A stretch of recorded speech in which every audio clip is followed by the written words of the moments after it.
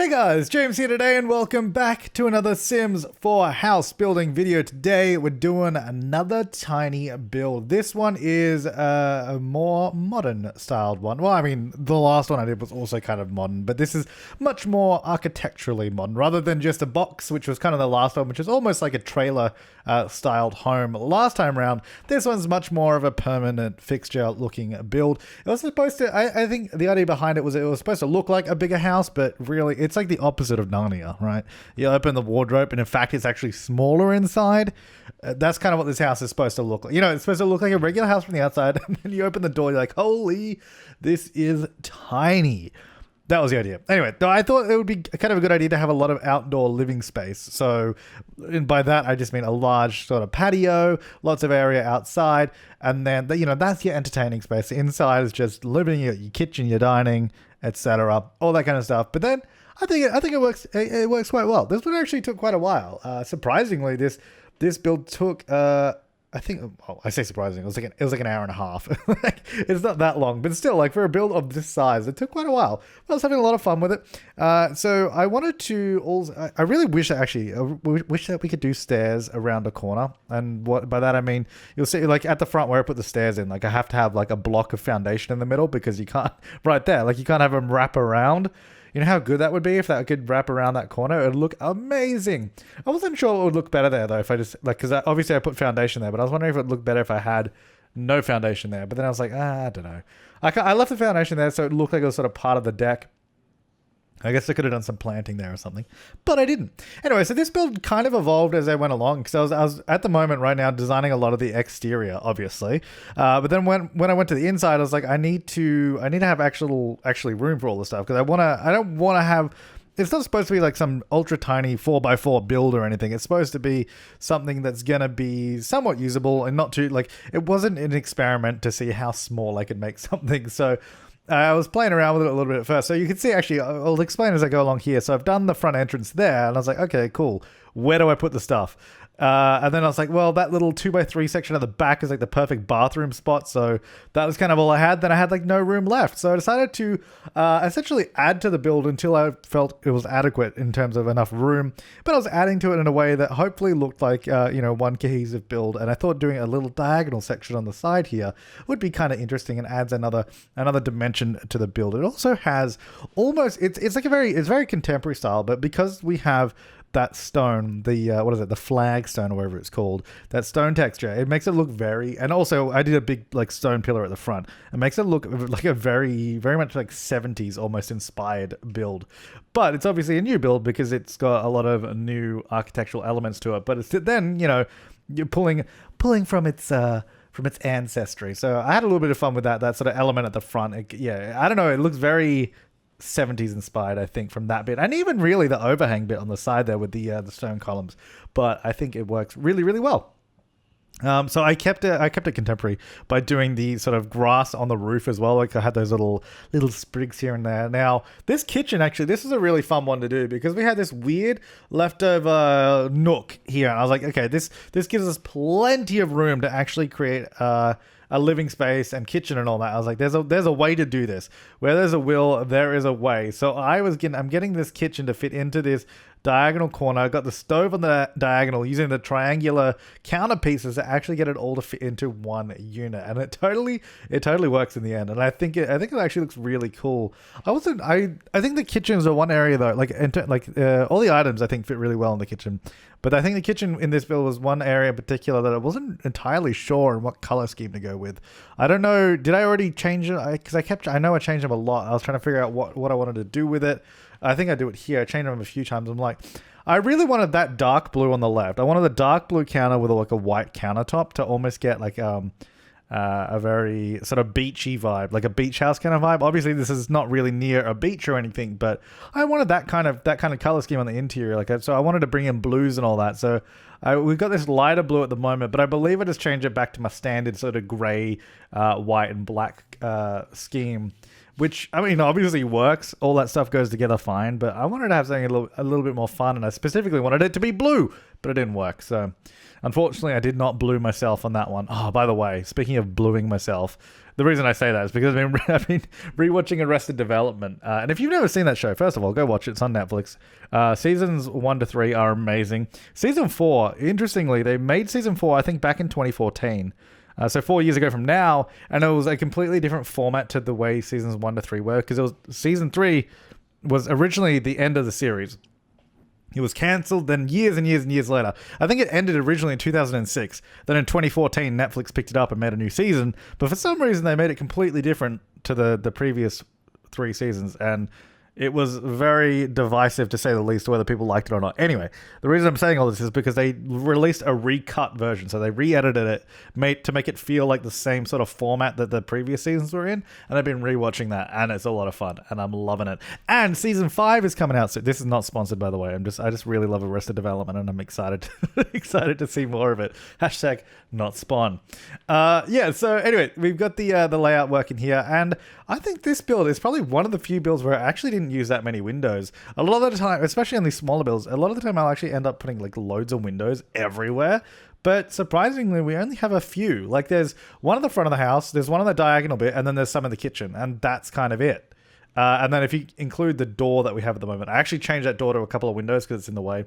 Okay, I lied, there's more windows. But still, there's not that many windows. I don't know, I just found that kind of impressive for me to not do that many. Yeah. Anyway, you guys really loved the tiny build I did the other day, so I was like, well, you know what? Let's do some more. Let's do some more. Let's have a bit of fun with these. And I wanted to. I don't want to just specifically do ones that are all the same, because I mean a lot of tiny builds are like sort of trailer homes or shipping container homes, and they're really, really cool. But I think there's only so much variety you can do with that in Sims.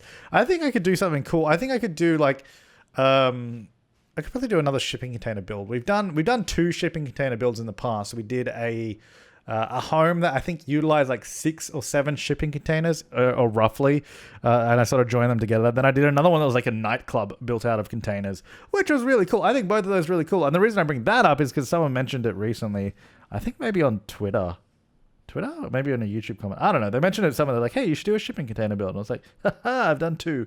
But I think I could probably do another one. Like if we could do it as a tiny, I don't know how to do it. I think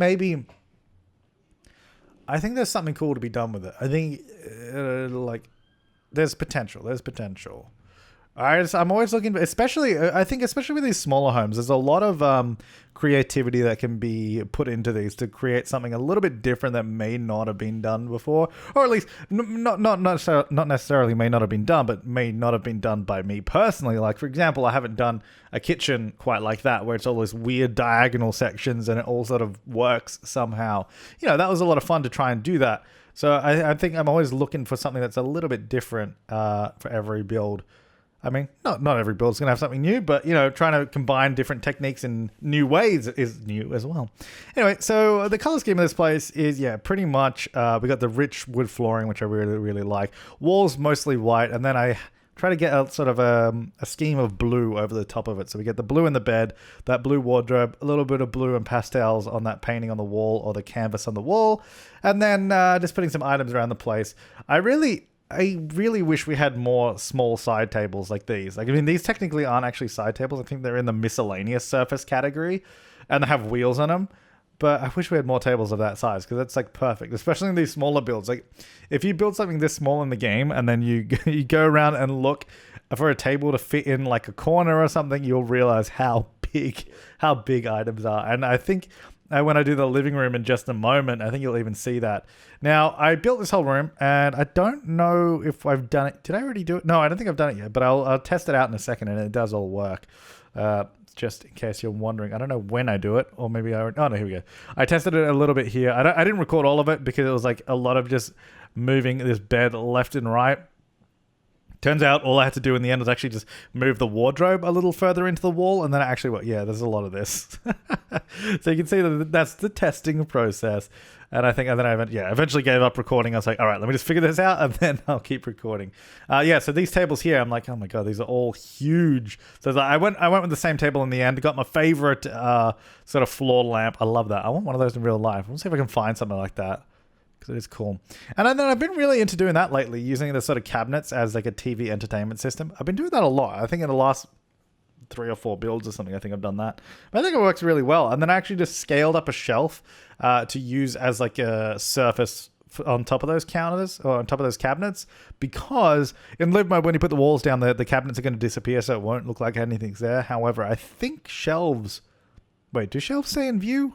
Yeah, I think they do stay in view. So when even the walls are down, you can still see them. Maybe. Wait, maybe that's not true. Oh, maybe not. Oh.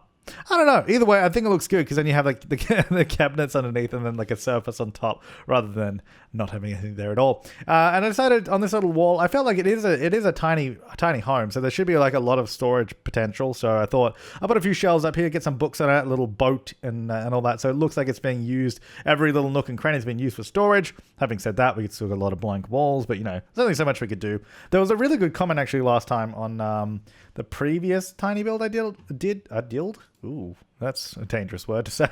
Almost went very wrong. And I was just like, someone talking about a tiny home stuff pack and like all those sort of space-saving items that they could add to the game. I don't know that they'd ever specifically do like a pack like that, but it would be awesome. I don't know that a stuff pack would be the best way to go though, because I think with a lot of the items that were mentioned, there was something that would probably require new gameplay. So like a Murphy bed, for example, that's gameplay. Any sort of storage or any smaller items that are different from what we already have. Essentially anything that's not just a reskin of an existing item usually is going to require some new tech in the game, and that's typically when they don't put too many of those in stuff packs. So probably like a game pack or something would be good.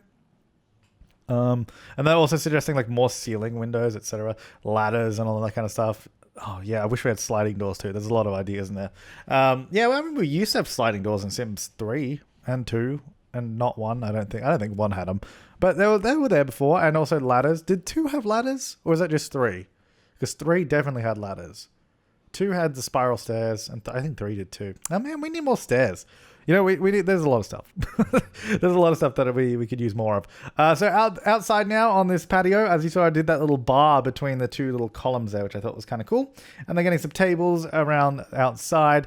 And then I was figuring out what I want to put in here, because I originally put that fence there because I wanted to have like some sort of planter there. But not a lot would actually fit in there very well. So in the end, I actually got the flowers out and then like lifted them up to fit the space quite well. So these ones here, and I just sort of used move objects, raised them up and placed them there. So it looks like it's like a big flower box. I mean, to be honest, I probably could have just had foundation there and put them on top. But that wasn't the original idea. That's why I didn't do that. I was trying to get something different to work there, but I couldn't quite get it exactly how I wanted. But then, yeah, just doing a little bit of sort of landscaping around the place here, some more sort of patio space and all that kind of stuff. Getting a post box that actually matches the build instead of just a random one sticking out like a sore thumb. That's usually a good way to go. And I think, yeah, just a few trees out the back here. I don't know. I decided to use these and scale them down. I thought they looked kind of modern and kind of cool. And then just a very clean looking garden. So just a very clean, sort of almost manicured looking large shrub. And then we've got those flowers obviously in between the paving stones. And then I'm just doing the lighting, making sure it's how I want it to look. And I made sure that the colors were right and all that as well. And I really like almost the moody tone in the living space where it's not super bright and in your face, but it's there. But here we are in the screenshots. So we're going to jump around the outside first so you can see what it looks like. I'm hoping it's an inverse Narnia. That's what I should call it in brackets. It should be tiny modern home in brackets inverse Narnia. Oh, that's a good name. I'm going to do that. I probably won't. No, maybe I will. I don't know. We'll see. Tell me what the title is. I like I'm asking you to tell me what the title is, even though I obviously wrote it, but I haven't written it yet. So I don't know. Anyway, there's the kitchen. That's what I was saying about it being probably a little too grey in there. But other than that, I think the layout of the kitchen is really cool. I'm sure you guys could play around with the colours in that and make it look a lot nicer. Of course, if you want to download this, the link is in the description down below, or you can search for it on the gallery under my Origin ID, which is the Sim Supply, the same as it is here on YouTube, just without the spaces. There's the bedroom, obviously nice and neat, and the little bathroom, shower, toilet, sink, all the stuff that you could possibly need, and the layout of the place there. I think the diagonal section really added to the complexity of the build and made it look a little bit more interesting than it would have done otherwise. But there you go, guys. If you want to watch more builds, there's some on screen. If you want to subscribe, you should probably do that. And like I said, if you want to download this, it is down below. But thanks for watching, guys. I hope you enjoyed it. Make sure to leave your comments, suggestions, and feedback. And I will see you next time. Have an awesome day.